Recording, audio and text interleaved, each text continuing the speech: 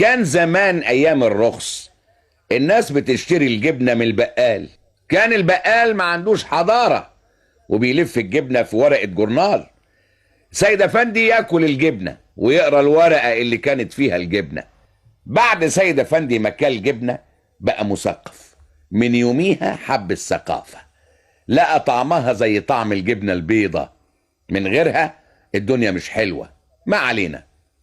سيد افندي بعد ما بقى مثقف بقت له افكار مختلفة. مراته بتقول له مرة: ايه رأيك في خالتي يا سيد؟ قال لها: لسانها زي السكر. قالت له: يعني ايه؟ قال لها: يعني لسانها حلو لكن مؤذي. مراته ما فهمتش، قالت له: انت بتتريق عليا يا سيد؟ قال لها: عيب انا اتريق عليكي؟ انت معلوماتك ناقصة. السكر حلو ولا مش حلو؟ قالت له: حلو. قال لها: تعرفي انه مؤذي ولا مش مؤذي؟ قالت له: السكر مؤذي في ايه؟ قال لها: ايوه، ده سؤال وجيه. اول مرة تسأليني سؤال وجيه من ساعة ما اتجوزنا من 40 سنة. يا سلام، 40 سنة متجوزين، مش حاجة عجيبة دي؟ مش حاجة ما حصلتش دي؟ قالت له: عجيبة في ايه يا سيد؟ ايه اللي عجيب في الجواز؟ سيد افندي قال لها: 2 مؤبد، بقالنا عايشين مع بعض فترتين مؤبد.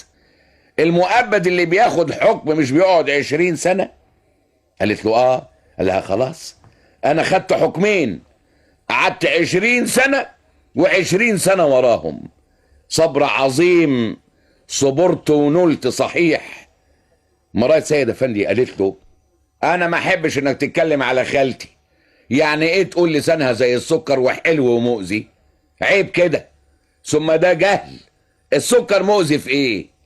سيد افندي قال لها: يا جهلة، السكر مش مؤذي. انت مش مثقفة، ما بتقريش، لكن انا بقرا، انا مثقف. انا اقول لك السكر مؤذي في ايه.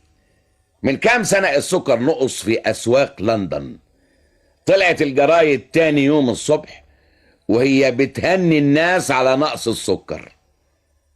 قالت لهم: كويس قوي ان دي فرصة نريح جسمنا من السكر اللي بناكله طول النهار مع الشاي. الانجليز بيحبوا الشاي، بياخدوه الصبح والساعة 5 وممكن في الشغل كمان. الشاي عندهم زي القهوة عند الامريكان. السكر مع الشاي بيضر الجسم، السكر لوحده بيضر الجسم. اكل الحلويات اللي مليانة سكر وسمن بتضر الجسم. اثر السكر على مرض السكر معروف، اثر السكر على الاسنان معروف، اثره على تصلب الشرايين مفهوم. السكر ده اذية واحنا ما نتوصاش، بنقرقش سكر زي ما بندخن سجاير. علشان كده خالتك لسانها زي السكر، حلو لكن مؤذي. مراته ما فهمتش قصده ايه، قالت له: يعني ايه؟ يعني بلاش سكر؟ سيد افندي قال لها: بلاش. قالت له: الله، ونحلي الشاي بايه؟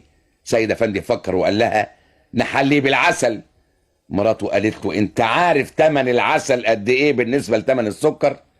كيلو السكر 70 قرش، كيلو العسل ب5 جنيه. يعني ايه بقى؟ نجيب منين؟